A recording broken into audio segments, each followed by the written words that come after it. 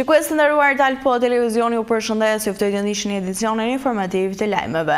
Në Gjirokastër janë rikthyer karnavalet, të cilat do të mbahen për 3 ditë radhazi, duke gjallëruar kështu qytetin e Gurt. Në Gjirokastër janë rikthyer karnavalet, ashtu sikurse është për 3 ditë, çdo fillim pranvere, festa e karnavaleve ka nisur dhe do të zgjasë 3 ditë. Kryesisht aktivitetet janë në pazarin e Gjirokastrës. Fëmijët e shkollave të qytetit kanë zhvilluar paradën të veshur me kostume të personazheve të preferuar, ndërsa janë shprehur të gëzuar për këtë aktivitet të mbajtur.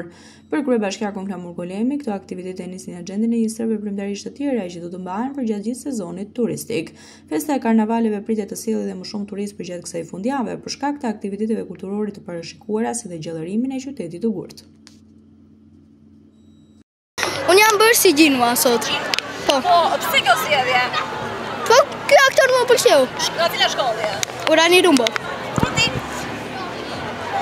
Si ndihesh sot? Shumë. Të pëlqejnë këto aktivitete? Po. Edhe ketë më shumë në Gjirokastër? Po. Jam bërë si Elsa. Nga cila shkollë je ti? Nga shkolla Urani Rumbo. Të pëlqejnë aktivitetet? Po. Po pse kjo sjellje sot si princesh? Apo e ke të preferuar? Po. Po ti? Si pëlqen për sot? Unë jam bërë si Hirushja. Dhe ti nga cila shkollë je? Jam nga Urani Rumbo. Të pëlqejnë aktivitetet? Po. Ja dhe jo. Po ti? Mua më pëlqen shumë ky aktivitet, edhe unë jam bërë si Hirushja. Ju jeni bashkë në klas? Po. Ju pëlqen aktivitetet? Shumë. Ja, po ti si kush je bërë? Si Kleopatra. Si kjo sjellje? Sepse më pëlqen shumë. Nga cila shkollë je ti? Urani Rumbo. Në çfarë klase? Në klasën e 3. Të pëlqen aktivitetet? Shumë. Sonde është dita e karnavaleve, është një festë shumë e veçantë për neve. Neve jemi veshur me rrobat e personazheve tanë të preferuar dhe ka një atmosferë shumë të veçantë. Është hera e dytë që më marr në pjesë në karnavaleve, po më duket një atmosferë më e veçantë se sa vitet e tjera. Nga cila shkollë vjen ti? Unë vi nga shkolla Koto Hoxhi. Në çfarë klase je? Jam në klasën e 4. Gjirokastra është e bukur në çdo kohë, në çdo stin. Gjirokastra nuk ka një sezon turistik. E në fakt, për te turistëve që kemi çdo ditë më shumë, edhe në këtë fillim viti, sot është zbukuruar edhe nga gjithë fëmijët, dhe jo vetëm fëmijët e qytetit, në një festë që ne i rikthehemi, festa e karnavales. Njemi në këto momente me zhvillimet kryesore nga vendi.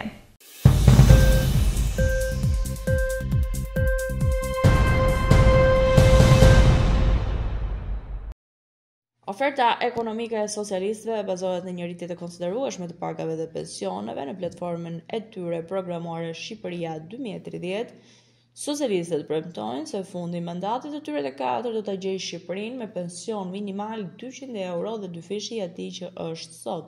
Pension minimal konsiderohet pensioni social që e marrin të gjithë ata qytetarë që mbushin moshën 70 vjeç dhe nuk kanë plotësuar as 15 vite punë. Me reformën e re të skemës së pensioneve, socialistët synojnë të rrisë ndjeshëm me pensionin mesatar që sot llogaritet në 175 euro.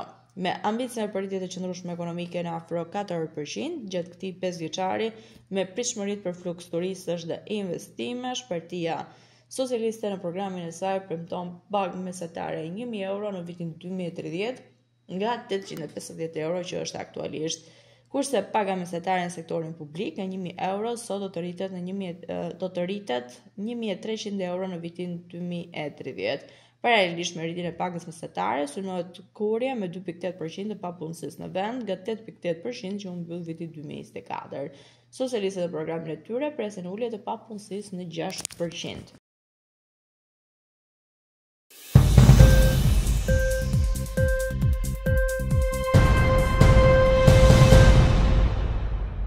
Shqipëria është një nga vendet që ka njohur një rritje të ndjeshme të numrit të turistëve, por një gjë e tillë nuk do të jetë pakoste, raportojnë mediat gjermane.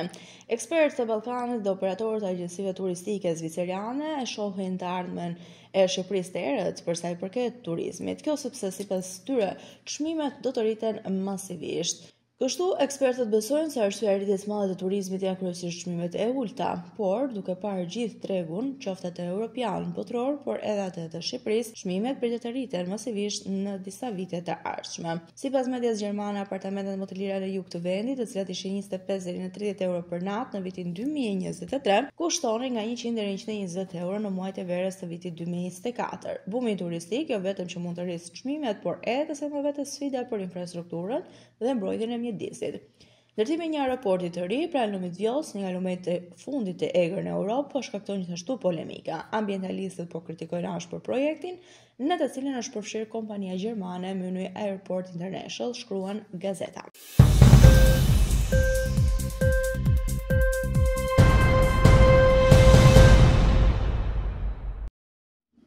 Indeksi i harmonizuar i çmimeve të konsumit që me rritjen e çmimeve sipas metodologjisë së Agjencisë Europiane të Statistikave në muajin shkurt të këtij viti regjistrohet në 2.4%, duke konstatuar kushtuar një normë të pandryshuar krahasuar me janarin e të njëjtit vit. Nga ana tjetër, inflacioni sipas Instat për të njëjtën periudhë ishte 1.9%.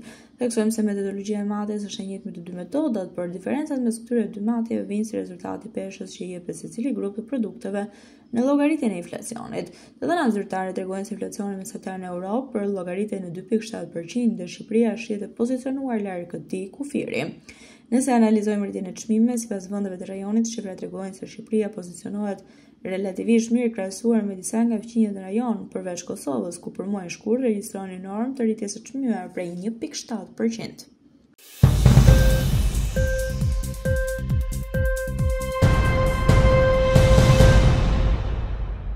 Dalemi tashmë në një blok informativ nga bota.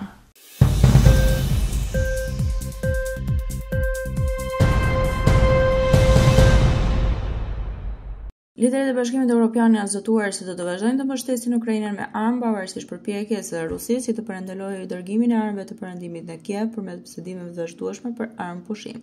Liderët e bllokut evropian do të blidhen në Bruksel më 20 deri 21 mars, ku pritet të miratojnë konkluzonet e samitit, që përcaktojnë se Bashkimi Evropian beson në qasjen e paqes përmes forcës, e cila kërkon që Ukraina të jetë në pozicionin më të fuqishëm të mundshëm dhe kapacitetet e saj ushtarake janë elementet kryesor. Takimi në Bruksel do të zhvillohet dy ditë pas një bisede telefonike mes presidentit amerikan Donald Trump dhe homologut të tij rus Vladimir Putin, përgjatë së cilës dy liderët janë pajtuar për një pauzë 30 ditore në sulmet në infrastrukturën e energjisë në Ukrainë.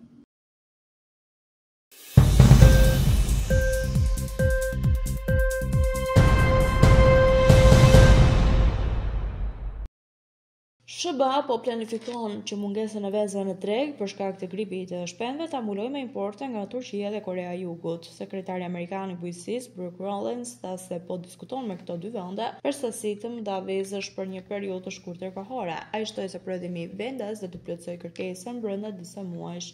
Për momentin do të importojmë vezë nga Turqia dhe Korea e Jugut. Ne po flasim për 100 miliona vezë në një periudhë të shkurtër kohore, mjafton të ulim çmimet duke pritur që të rikthehet numri i pulave tona, ka thënë Rollins.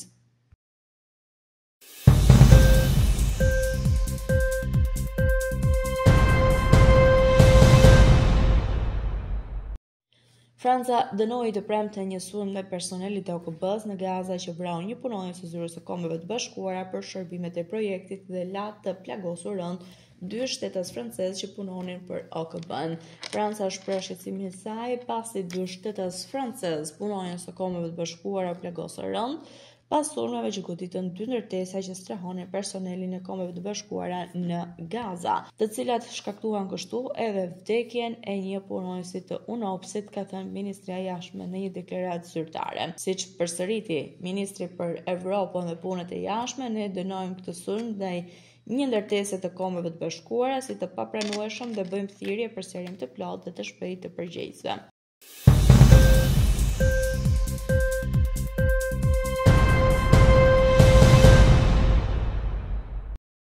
Londra mund të bëhet qyteti më i fundit evropian që vendos një taks për turistët, duke ndjekur shembullin e Barcelonës, Berlinit, Parisit dhe Venecias. Kryebashkiaku Sadiq Khan ka shprehur mbështetjen e tij për këtë mas, duke argumentuar se turistët nuk do të kenë problem të paguajnë një tarifë shtesë për të kontribuar në mirëmbajtjen e qytetit. Vlerësimet zyrtare sugjerojnë se një taks prej 5% për netin e qëndrimit mund të sjellë deri në 285 milionë euro në vit, të cilët do të investohen në sektorin e turizmit dhe mikpritjes. Khan ka garantuar se këto fonde do të përdoren për të përmirësuar infrastrukturën dhe për të tërhequr më shumë vizitorë. Megjithatë, vendosja e taksës kanë nxitur debate, ndërsa qytete si Barcelona dhe Parisi kanë mbledhur miliona euro për përmirësimet urbane. Disa kritikë paralajmërojnë se tarifa mund të ndikojë negativisht në industrinë e turizmit. Në Barcelonë, për shembull, rritja e taksës deri në 15 euro për net në hotele me 5 yje ka ngjallur shqetësime tek bizneset.